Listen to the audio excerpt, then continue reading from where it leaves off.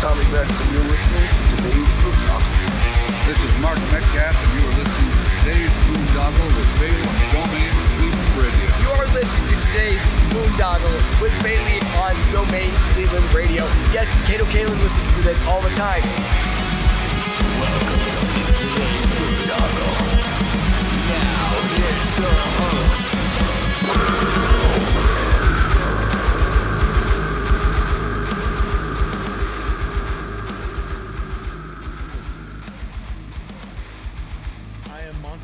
The Sonic Temple Art and Music Festival returns May 14th through 17th with My Chemical Romance, Tool, Bring Me the Horizon, and Shinedown.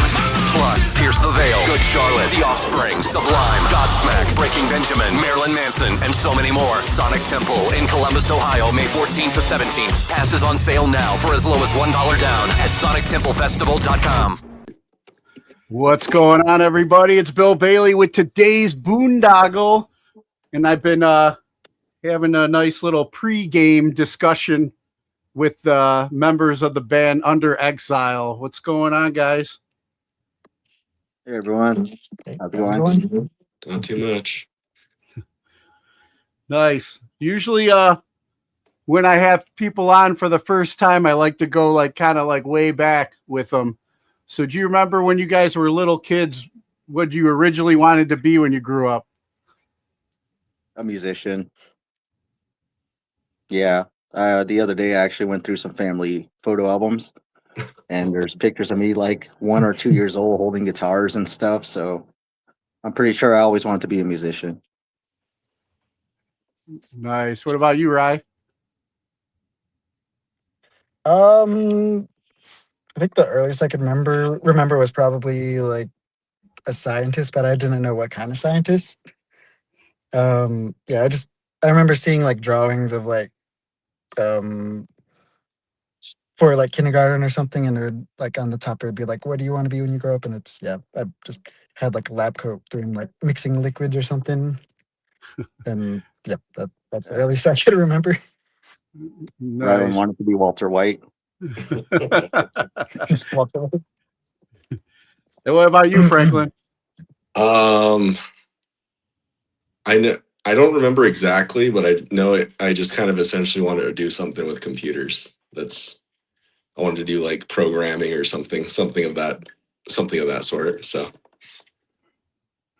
And then what was it for you guys that you were first exposed to music? Who were some of the earliest influences you heard?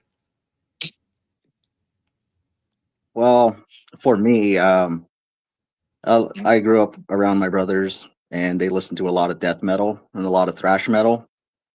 So a lot of early stuff from the 80s kind of thing. That's what I grew up with.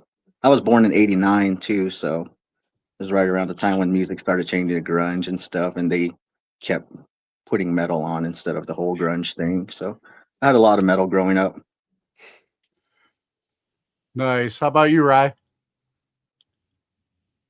I actually didn't really grow up with metal. A little bit of rock. Mainly growing up, it was more hip hop and rap. And then, rock. Just the big names like Metallica and Black Sabbath were around. But I don't think I really got into it until around 6th grade or maybe even middle school. I won't say 6th grade, but for the majority of early life, it was more rap, hip hop, R&B. Gotcha. How about you, Franklin? When I was super, super young, probably, under the age of 5, my dad would listen to a lot of Black Sabbath, Blue Oyster Cult and stuff like that. When I was super, super young, that's what I remember. But around 5 to 8 was probably when I got into the music that I'm still into now, which is my first favorite band was Guar. And then my second favorite band was Cannibal Corpse when I was, 6, 7. So I kind of just went down the extreme metal route pretty early. But my dad is also just super into music, so he'd have MTV on in the morning while we were getting ready for school. So I got exposed to some of like the top, the top 40s type of music then too. So there wasn't necessarily one type of genre, but I feel like that kind of made me appreciate a broad scope of things. And then when did you feel like you got the bug to start like performing? We should go to from oldest to youngest for all of these questions. All right. When did I feel like I wanted to start performing? I guess right around middle school and high school. I must have been like 15 or so. I got over stage fright and everything when I did my first talent show for my high school. I was 16 years old. No, I was 15. And it was just an auditorium full of our kids at the school, and we played Seek and Destroy by Metallica. So Nice. it was pretty nerve-wracking at the time, but after that is like I got to do this again. It just automatically became addictive at that point. Yeah, if you pull off Seek and Destroy right on the at a talent show, I think you better get cheers. It was pretty much the only song the school board found appropriate. It was either that or like Hammer Smash Face or something. Nice. All right, I don't know the age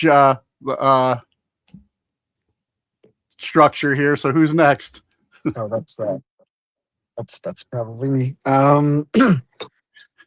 There's actually video games that got me into wanting to perform as a Guitar Hero. That's kind of just, so I joined like a Guitar Hero contest because I was kind of good at it, and won first place, and the first place prize was a guitar, so I started playing guitar.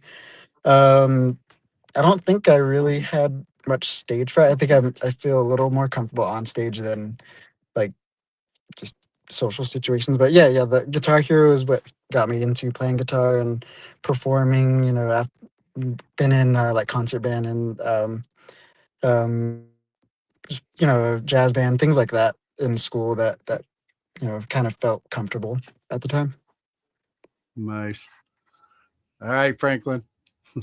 Yeah, I kind of the first performances that I did were in concert and or like symphonic concert bands and jazz bands in middle school. In middle school, but I can't really say that I ever wanted to perform.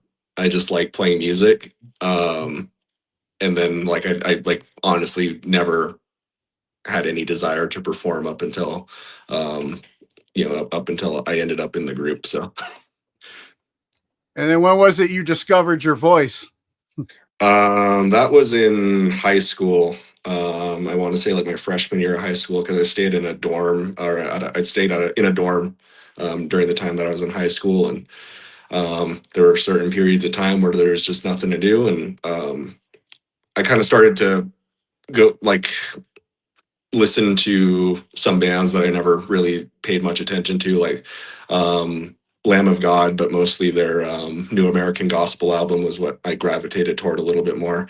And I just and then even like their Burn the Priest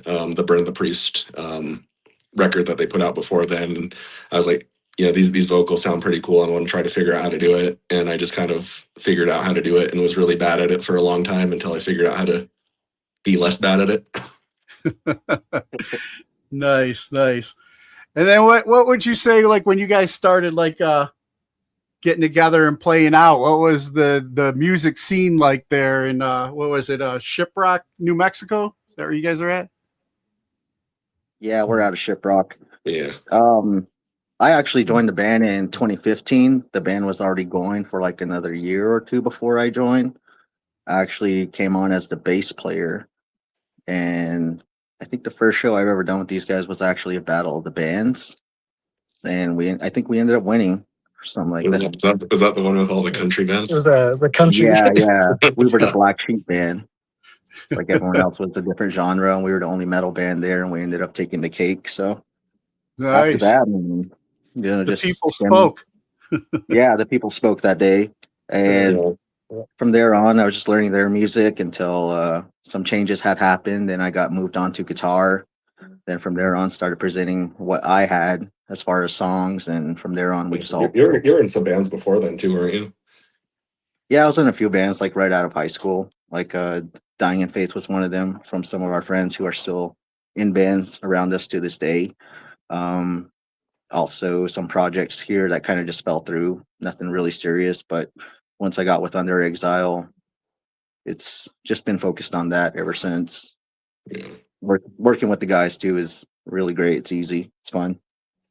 Yeah. I think when we first started playing shows, there was maybe only a handful of bands that were actually playing shows frequently, and that was back in maybe between 2013 and 2015. I think in 2015 was when there was a festival that was called Navajo Nation Metal Festival that was hosted for the first time that year, and I think that was when a lot of bands started to pop up. I'm assuming just from young people being being a little bit inspired from watching these local bands play this festival, and that festival has typically had a touring or national level headliner on it too. So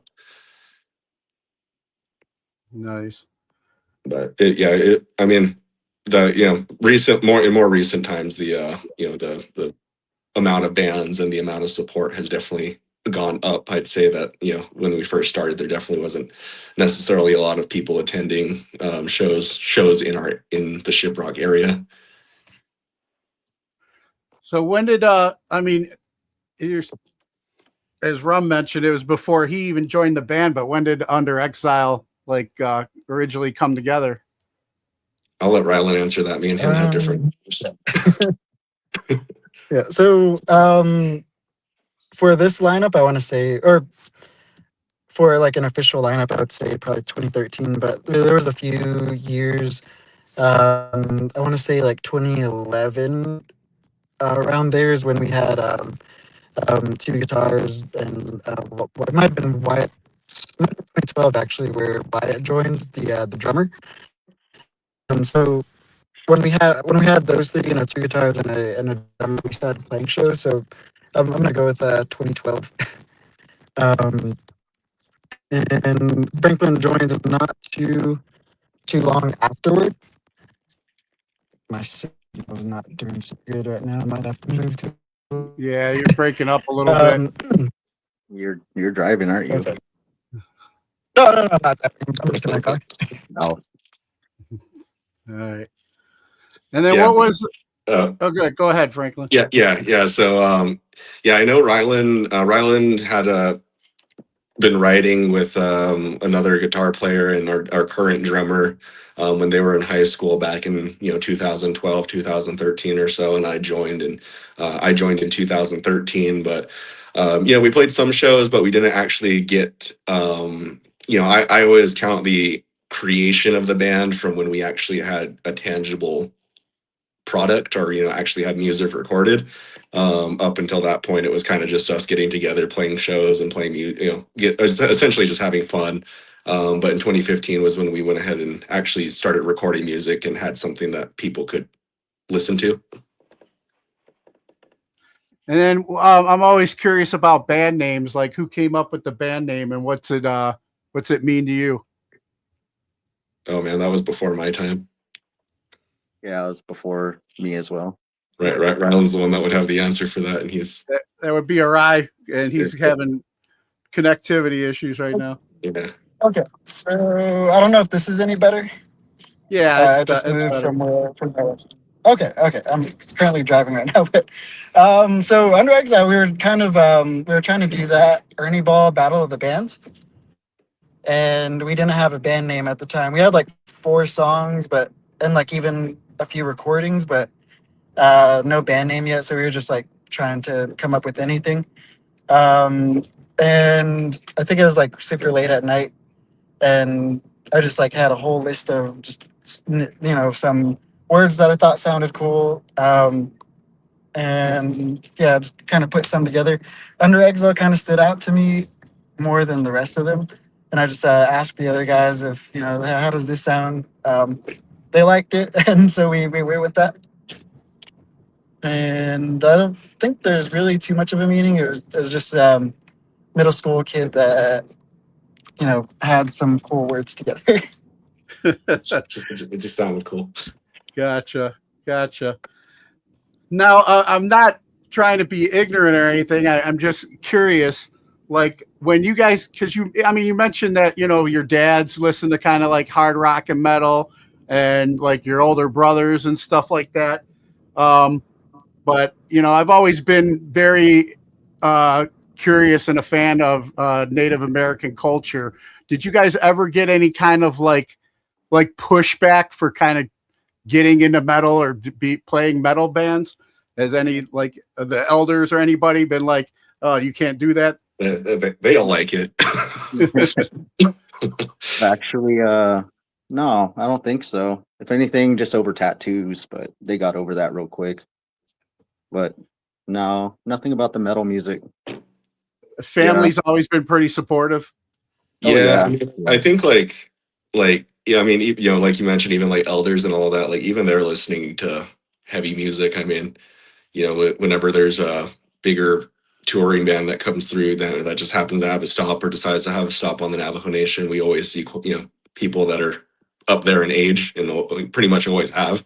Even when I was going to concerts as a kid, like I remember my dad would bring me to concerts that were going on the reservation, and he'd be, I'd run into somebody and be like, "Oh yeah, this is your grandpa," and grandpa's wearing like a Slayer shirt or something like that. So I saw one comment somewhere, I can't remember where it was, but somebody had mentioned something like, considering that that this type of music has been prominent in the demographic for over 50 years or so, I think is what is the number that they pulled. At that point, it's it's arguably just part of the culture. Like it's just as much of a culture as everything else. Yeah, I know, like, when I've like listened to like Native American music, I've always been like the drum and how it like, you get kind of fired up. You get like ready to, kick some ass or, whatever you're about to do. So the drumming and stuff's always been something that's attracted me as well. And and the drumming in your band, I enjoyed, especially on the song, what was that, Miera? The double kick drum or whatever on there. But what's the inspiration behind that song, and what does if I'm saying it right, Miera mean? I'll let the guys start on the instrumental inspiration potentially if they have any.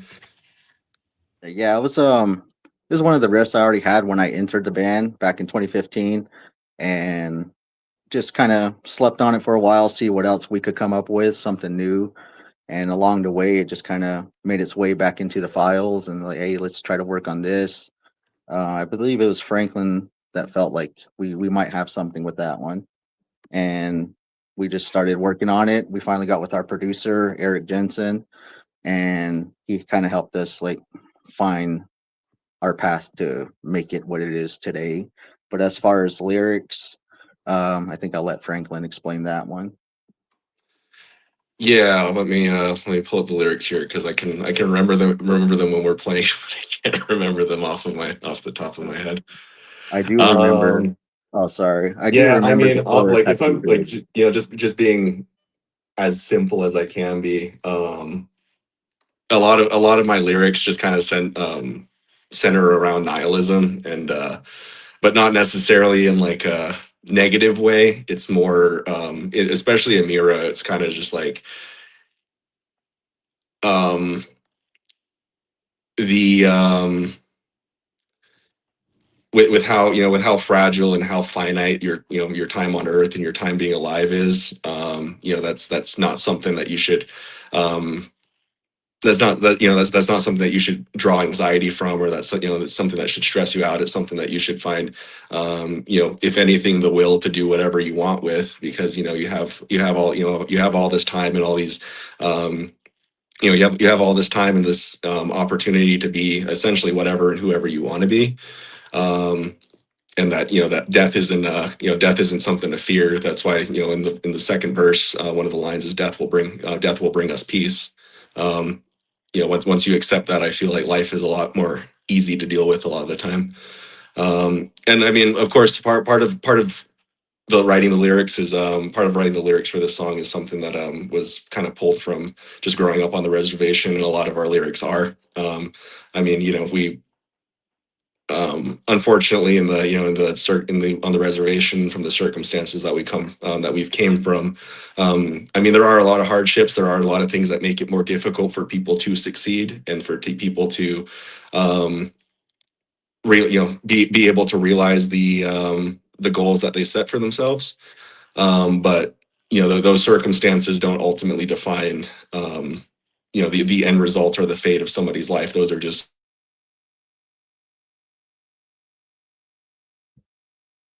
Uh-oh. He Rose. froze up. Uh-oh, Something we happened lost him. there. So what does what Mira mean? Mira, that's something Franklin kind of came up with. I just worked on the music for pretty much the whole thing. And Rylan, did you have anything you want to add about that song? Do you know what it's about? I probably should look at the lyrics, but no, that's more of what Franklin would know more about. I just wasn't sure if it was like a Navajo word. I don't, because I'm not familiar with. No, I words. don't think it's a Navajo word. No. No, Okay. it didn't. No. It didn't come from that. But I'm pretty sure the stuff he was talking about did come from the reservation, like he said about maybe all the hardships that the people had come from, and there's ways to turn it all around to make everything better. Sorry, All right. somebody decided to call me after hours for some reason. All right. Yeah, we were just trying. I was just asking though the meaning, what Mira means. So the actual song title. Yeah, the word. So fuck, there was. I remember we were playing around with when we were playing with working Light. titles. Lightbringer was one of the ones that stood out to us, and then we kind of we looked up Lightbringer, and then one of the synonyms or one of the other things that came up was Mira, and we were like, that sounds kind of cool. And I think even the word Lightbringer came from us just kind of joking around with one of them. I forget who was joking around about it, but we were just like joking around about Satan, and we were like, let's call it Lightbringer because that's kind of Lightbringer is also a synonym for Satan. So Yeah. Gotcha. I remember that now. And then your like latest single, Vestige. Let's talk a little bit about the inspiration or message behind that song. Hey, Rylan. Rylan, you can start with the music.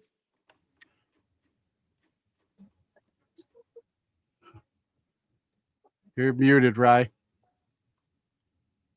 I think he's waving us off.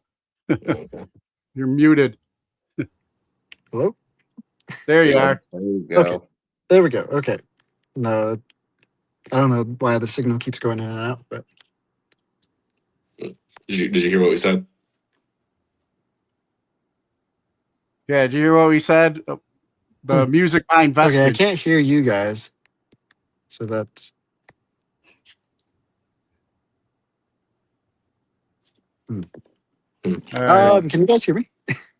I can. Yeah, we can hear you. Yeah, because I can't hear anything you guys are. Or I could hear Ramil for some reason, but I can't hear anyone else. Oh, he's talking about Vestige, the song. What okay. was your musical inspiration for that?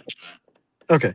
So yeah, I've had a few of those riffs for a little bit, probably less than a year, but I don't know. Just one night, I was kind of messing around with a different key that I never really write in, and I was really at the time I was really into like dissonant sounding like notes right next to each other. So a lot of those riffs came like just in one night, especially that main intro riff after the sort of dirty-ish guitar. And for the chorus, I really wanted to open that up. I just instead of just playing power chords, which I usually kind of gravitate to. I just wanted to add more notes across the strings and just give it like a more eerie kind of a longing feeling. Gotcha. Yeah, and as far as lyrically, I don't know if you guys heard that. oh, yeah, I Okay. think, Yeah, that's good. yeah, Yeah, it's, because yeah. Maybe tell him to leave and then come back in. I'm gonna hop out and then try to hop back in because There we I go. don't know if All something's right. going on. Sounds good. Oh well, he can only hear rum, so that's why I was trying to tell rum to. Yeah. Oh, have me tell him. Yeah, Oh, I think you got it. I'm sorry, I didn't word that clearly. So with as far as the lyrics, the songs centered around the feeling of survivor's guilt, or essentially the feeling of survivor's guilt, and trying to heal from that, but never really being I wouldn't say never really being able to, but coming to terms with the fact that that feeling, the feeling of missing somebody and having that type of the type of emotions that surround losing somebody, is pretty much always going to be there.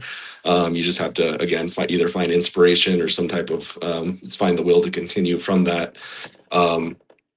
So the when and where I particularly drew inspiration from this was in 2019. We were playing with a different bass player, and he had passed away. February of 2019.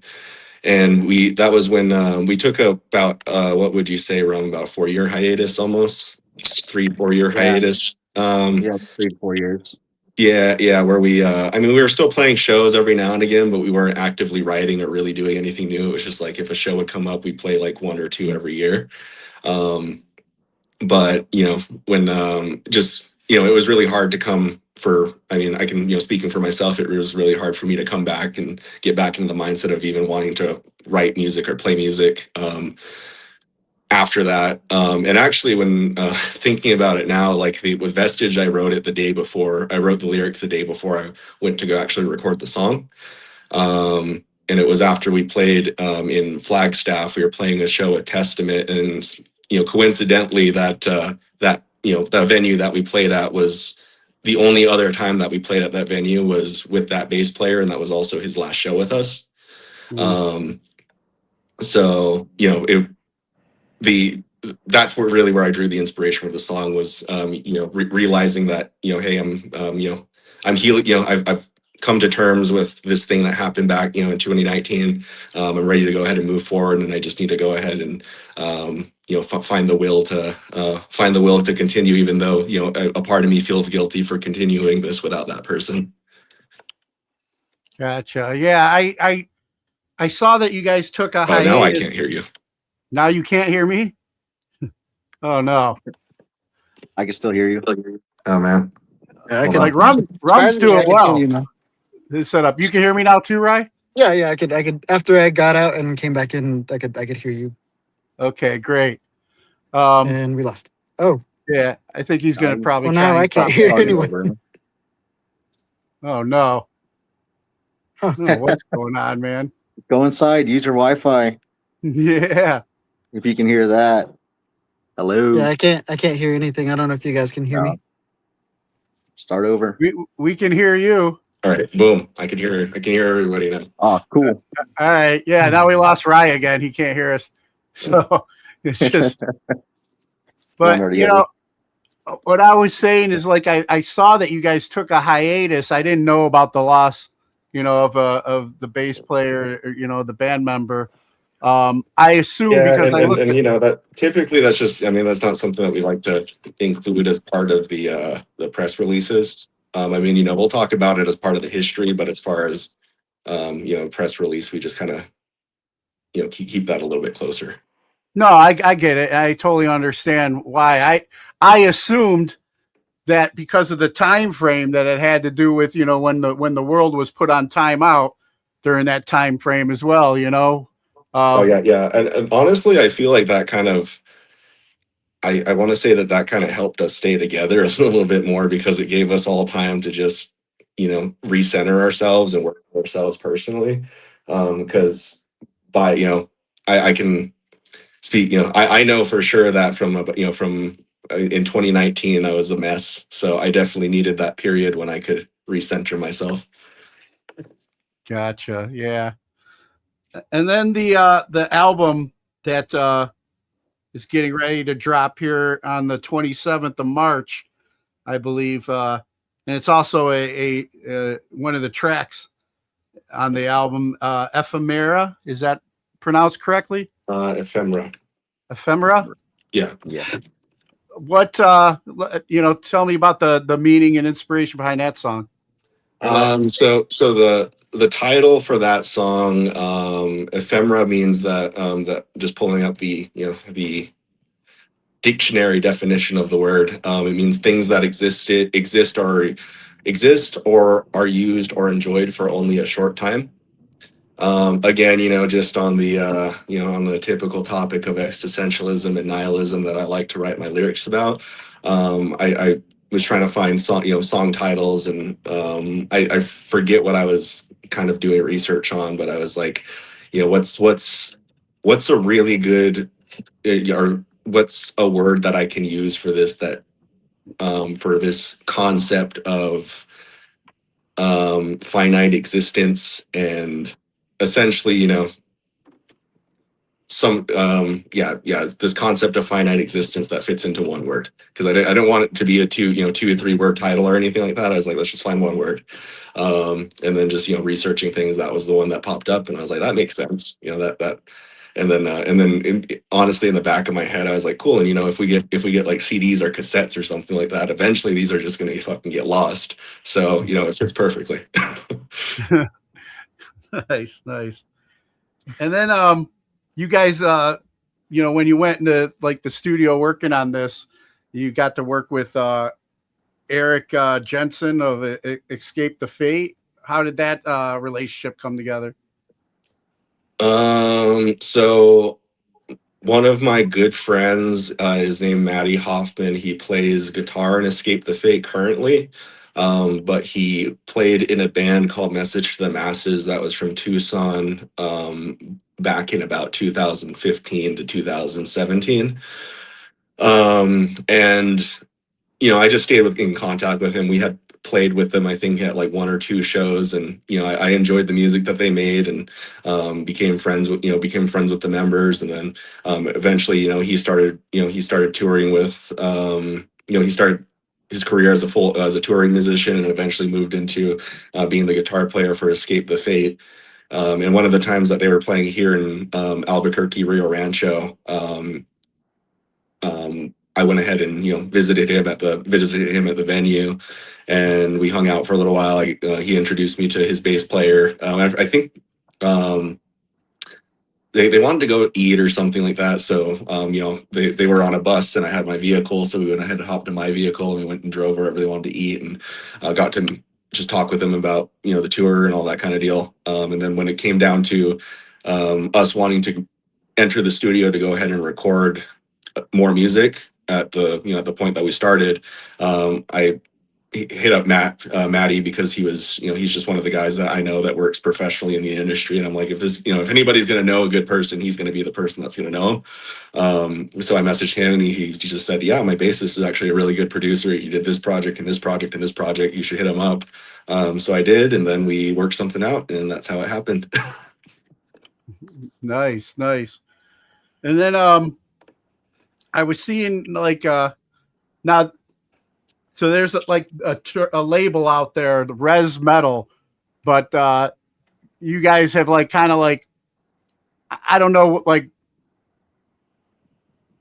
what is considered Rez Metal, and then like you guys have kind of like broke through that label. Honestly, to be completely honest, on my end, I just don't care for that label. Which is why I feel a certain way about adopting it. I just, I don't want to limit us to one specific demographic or one specific, I don't want to pigeonhole us into being marketed as one thing. The way that I've always kind of explained to people is, we're not we're not a Native American metal band. We're a metal band that just happens to be Native American.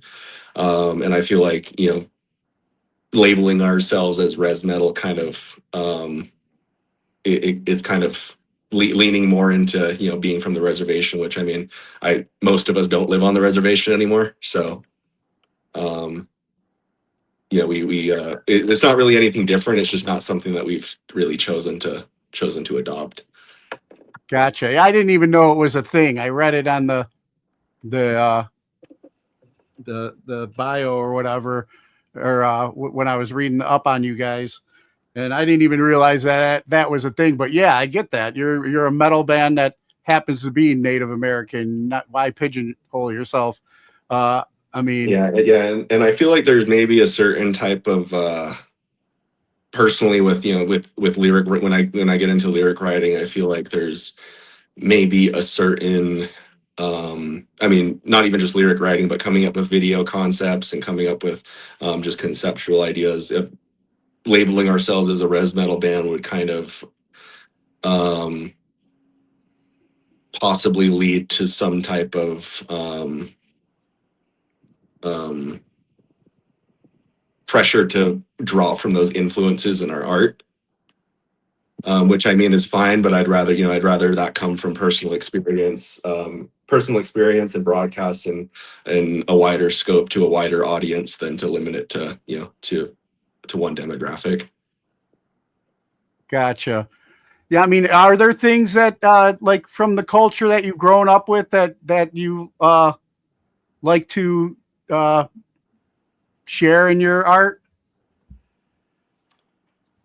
Really just the idea of, I mean, you know, just the existentialism thing. I mean, with you know, as far as with Native American culture, you know, there's a large emphasis on nature, and essentially, you know, nature is the most powerful thing in the world. You know, regardless of whether we're here or not, we need to take care of, you know, we care for the earth because that's, you know, the earth is going to be around longer than we are. So essentially, if anything, it's drawing from that concept and writing about how, you know, we're not as important as we think we are. Yeah. Yeah. No, I like that. My fiance is big. She's helped me reframe. I mean, you know, it's not like I'm not like a lover of the earth and nature. I mean, that's where that helps me mentally, getting out into nature, you know, kind of grounding and getting away from, I live close to the city of Cleveland. It's, you know, it's not always good to have concrete under your feet, you know? So it's like she's a big fan of hikes and getting out in nature and loving the earth. And, you know, I find myself like picking up other people's litter all the time, you know? But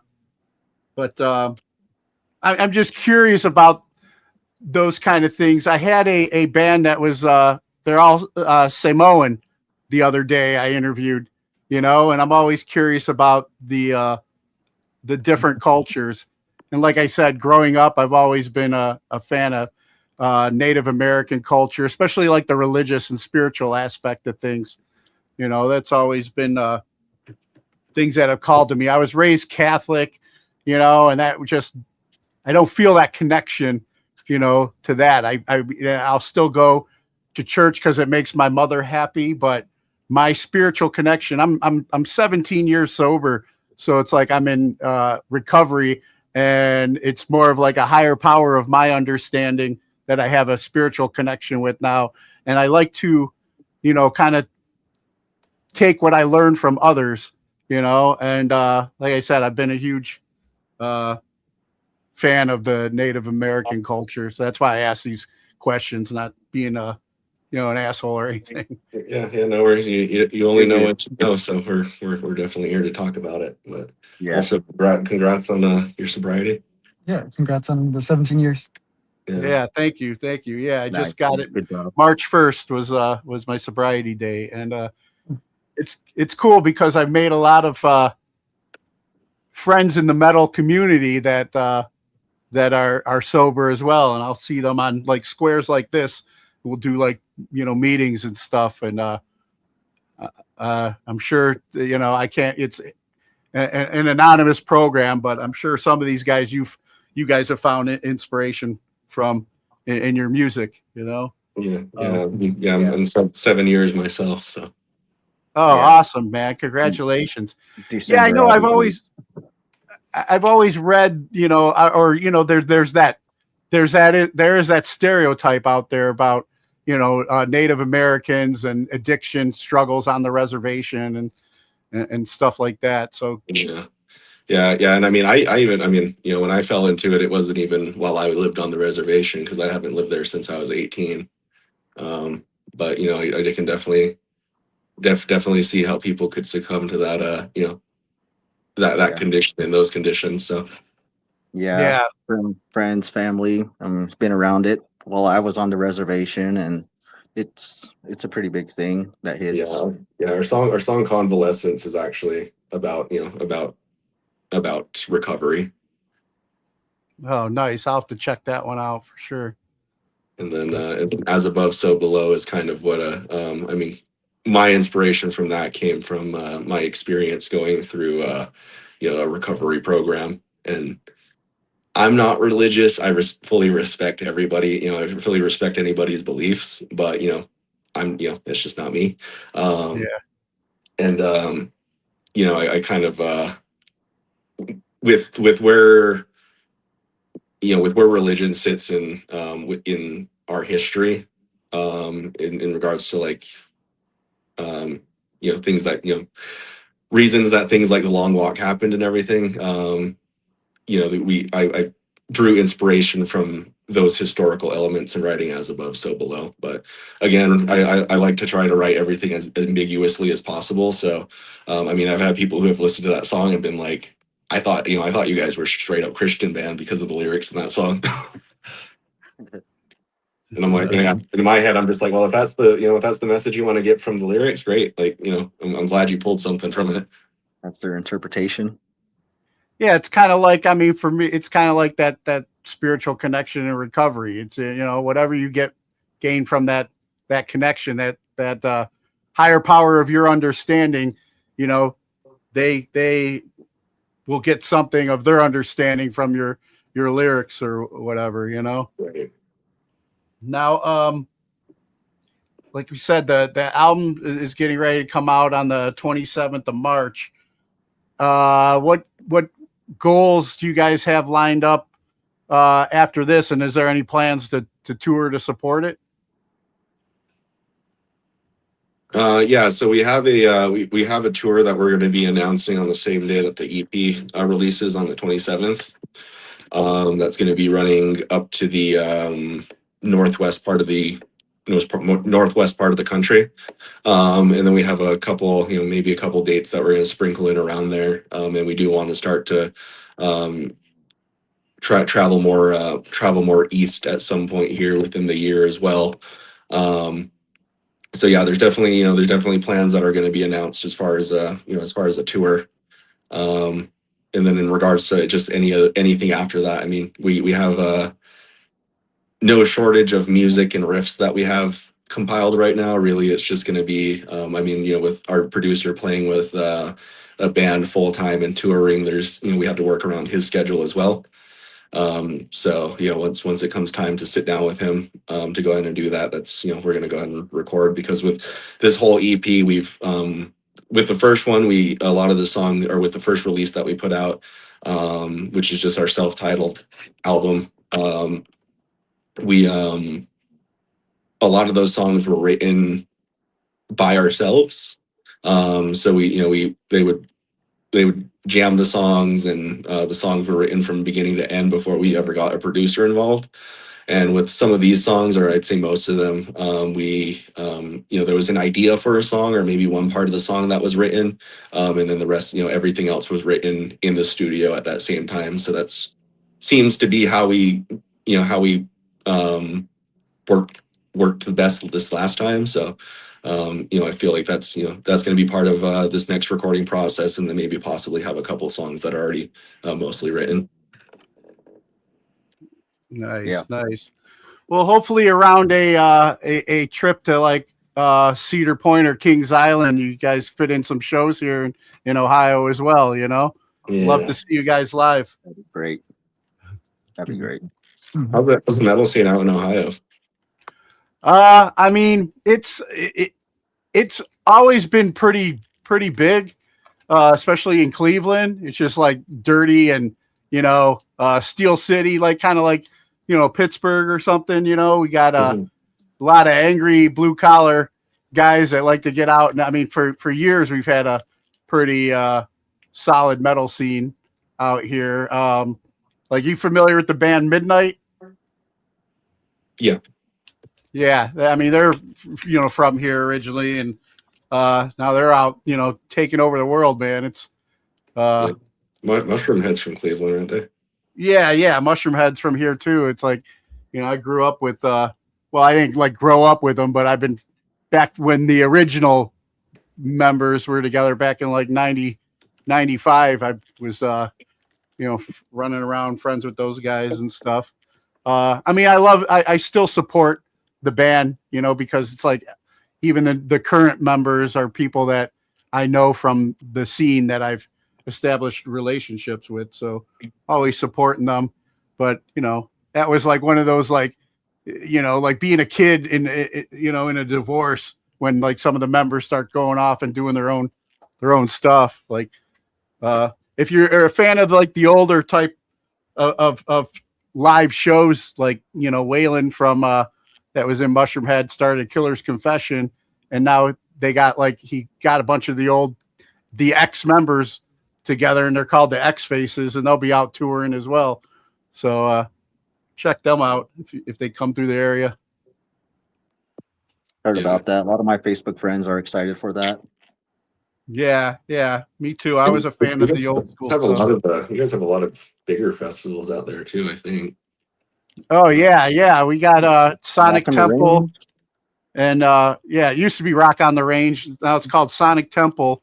And yeah, and then Incarceration. My friend Dan Jensen is one of the co-founders of that, and that's at the Mansfield Reformatory, the prison where they filmed Shawshank Redemption.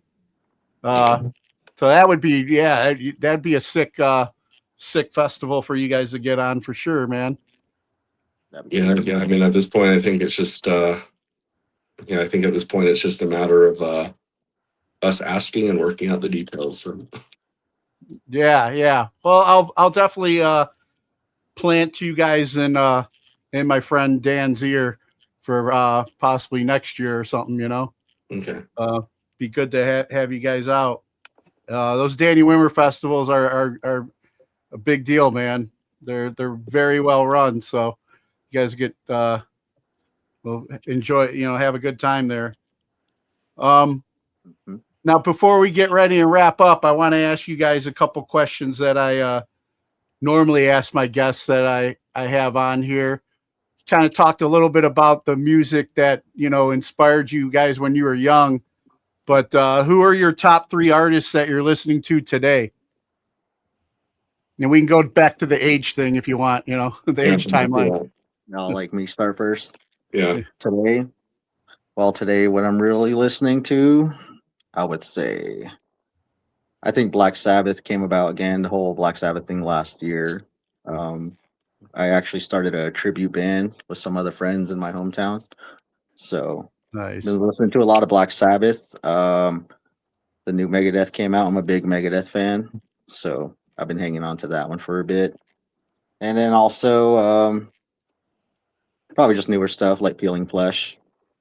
They're pretty much gearheads and stuff. So I've been really attracted to that band, and their sounds are pretty crazy. I would like to maybe dabble in some sounds like that for this band. Nice. What about you, Rye? So usually I'm pretty much always listening to Avenged Sevenfold. Kind of been listening outside of metal or rock, so like Bruno Mars just dropped a new album too, so I've kind of been listening to that here and there. And recently Logic, I think it's called Ultra 85. I've been listening to that one kind of recently too.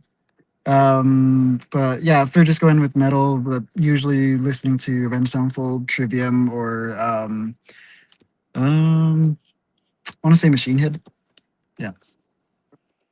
Nice. All right, Franklin, how about you? So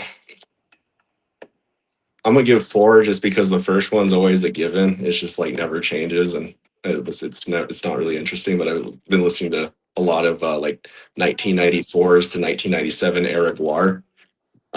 For whatever reason, within this past year, I've just really started to enjoy like the more punk elements of that period of the band and the guitar writing from Pete Lee, who they had at that point in time. And just yeah, just kind of I've been listening to that pretty consistently. Yeah, Scumdogs of the Universe is still one of my favorites. Yeah, yeah. I mean, that one I like that one. It's just a little too metal for me. I definitely do like their like this Toilet Earth is my favorite album by them. Nice. I've been one of my friends just started a new band called Slow Burn, and they put out a K-pop cover, or they put out a cover of Soda Pop off of K-pop Demon Hunters, and I don't know like that. I heard it and I was like, this is actually really fucking catchy. And for whatever reason, if I can't figure out what to listen to, like that song is just normally queued up on Spotify, and I'll just play that while I'm driving around. There's a band called Skinhead that I discovered last year that I've been listening to a lot of. They're a little bit more punk adjacent. And then I don't know how to say exactly how to say her name, but there's a artist called Astrid Gilberto, who's like a Brazilian bossa nova jazz artist. And that's just what I've been listening to in the gym. Nice. And then I don't know what it is, but I don't like to really listen to heavy music at the gym. I like to listen to things that are a little bit more easy listening. Yeah, that's definitely different, man. I'm usually the opposite, But who are 3 people who've inspired you and you can credit for making you the person you are today? And we'll go back to Rum. Oh man, put me on the spot, huh? 3 people like in my lifetime, or as far as musicians? In your lifetime. Somebody. Yeah. 3 people who made me who I am today. Well, first is my dad's dad, my Nolly. He was pretty much the strongest dude I've ever known since I was as young, far back as I can remember. He was always there for his family. He never gave up on them. He raised a family of 7, so he was always a family man type. He taught me a lot of morals growing up, the differences between right and wrong, and just to very much believe in myself and whatever I do. He said the most main thing you're going to need in this world is common sense, and as long as you have that, you can pretty much manage anything. So that's helped me through a lot of obstacles in life. So my dad's dad. Second one, I'm going to have to say my dad, because he's the one that really kind of kept me into music. He started me in like band, like elementary school band. I was playing saxophone. So from there on, I started learning how to read music and stuff. But after that, he bought me a guitar and just like, yeah, listen to this, listen to that. He was pretty much a music freak. He listened to everything, all kinds of genres.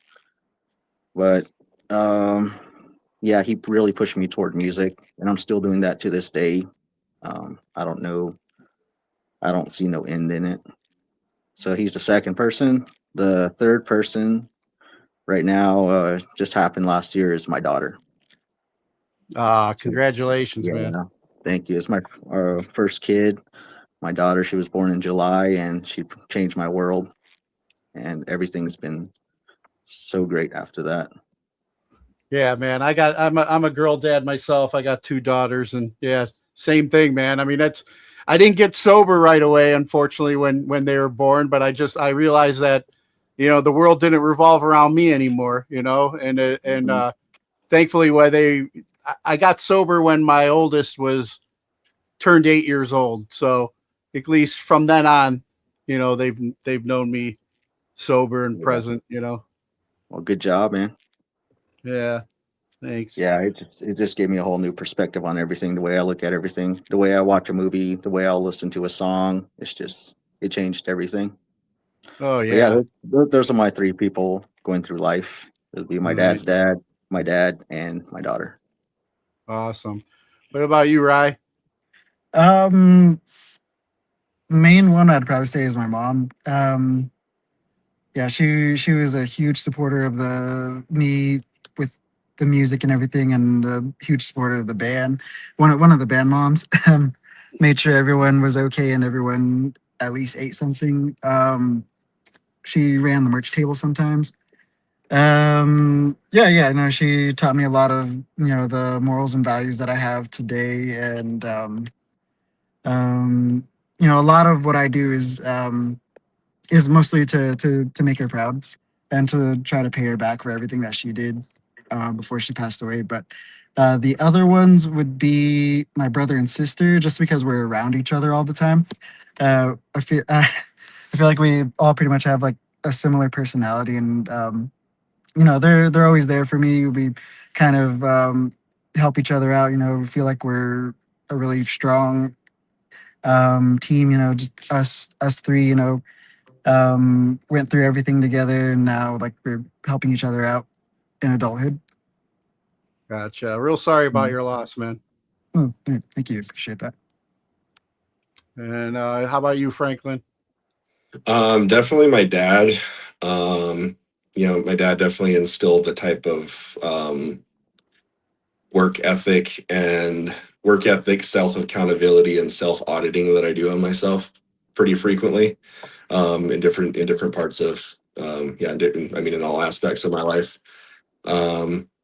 The second person would probably be my mom. My mom's very much more patient and a lot more easygoing than my dad, and I feel like I drew a lot of I did draw a lot of direction in the way I conduct myself from my mom, just based on her patience, her patience, her understanding, and everything. And shit, I mean, if I had to give the third to anybody, honestly, it would probably be the guy who sold me psychedelics for the first time. That's as goofy as that sounds, I definitely do think that played a very big role in who I ended up becoming in my life. Yeah, Dad. It's like leveling up on a video game. Yeah. Like if I didn't do that, I don't think that I would have like the face tattoos that I have, or that I would have even gone the crazy direction that I decided to go to in life. So I feel you there, man. I mean, I got 17 years in recovery, but if there's one thing I do kind of miss was like the psychedelics.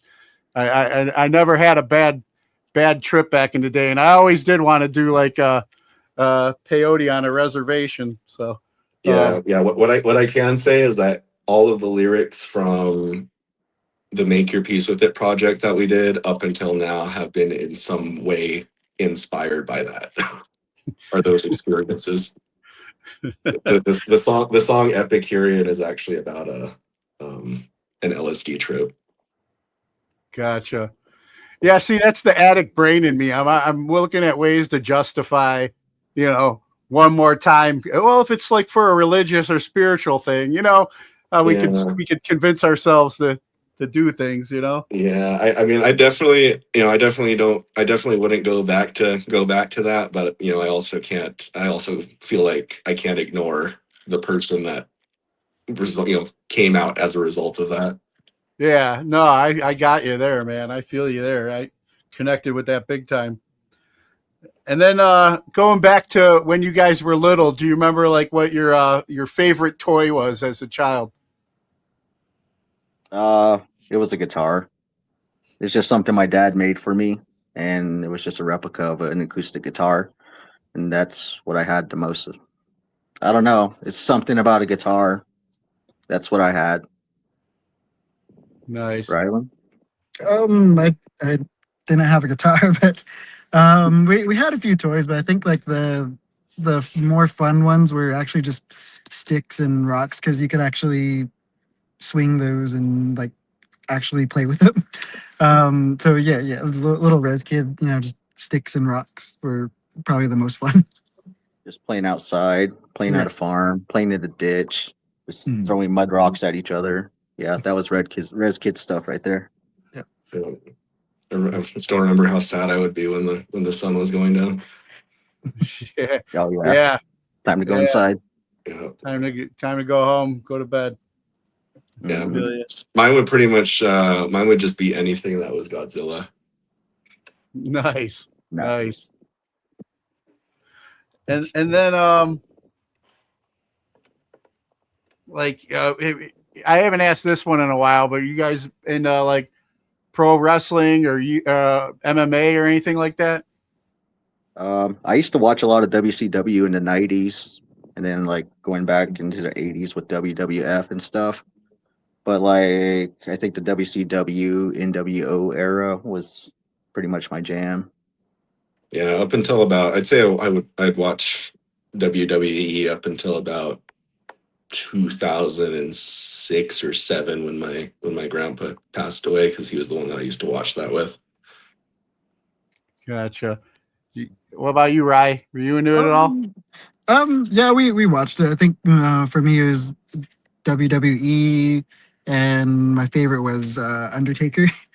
And I remember, watching like that Hell in the Cell one that he had. That was pretty intense, and I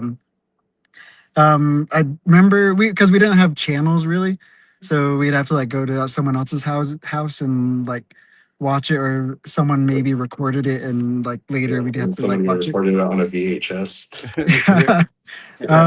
So like I couldn't like watch it all the time, but I know like it was around, and whenever I could watch it, I did. Nice. Well, yeah, that was the next question. You already answered. Your favorite was the Undertaker. Who was your favorite, Rum? Me? It's between Sting and Goldberg. I think it was Sting because of the cool face paint. Just kind of, it was metal to me. And then Goldberg was because he was just one badass wrestler. He used to be a football player and came into wrestling, and he had that undefeated streak going. And I tried to not miss any days of school and try to beat that streak, but it didn't last long. I had a 6 day, so. But yeah, he was a pretty intense wrestler. It was pretty cool. Nice. What about you, Franklin? Mine was probably Undertaker too, but just because he had Limp Bizkit as his intro, as his walkout music for a little while. Nice.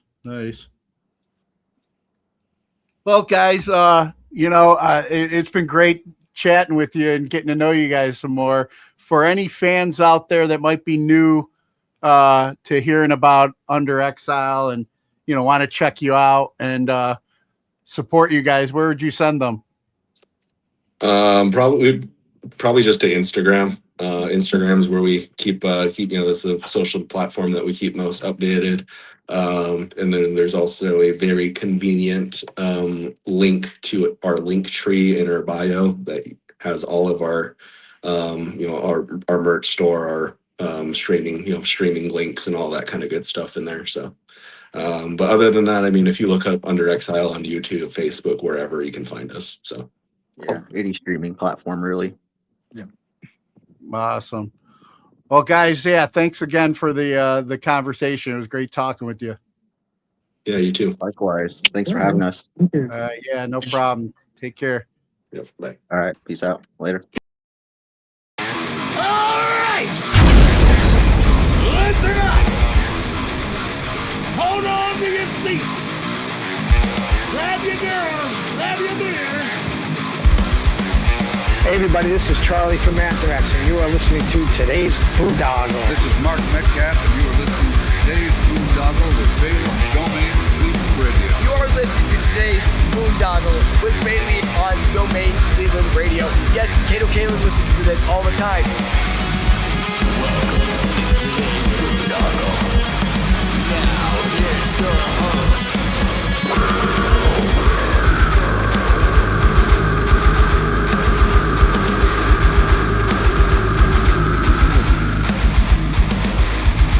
I am Monty Heath, so one Heath, and Boondoggle. Hey, what's up? It's John from Skillet, and you are listening to today's Boondoggle on Domain Cleveland Radio. Fasten your seatbelts.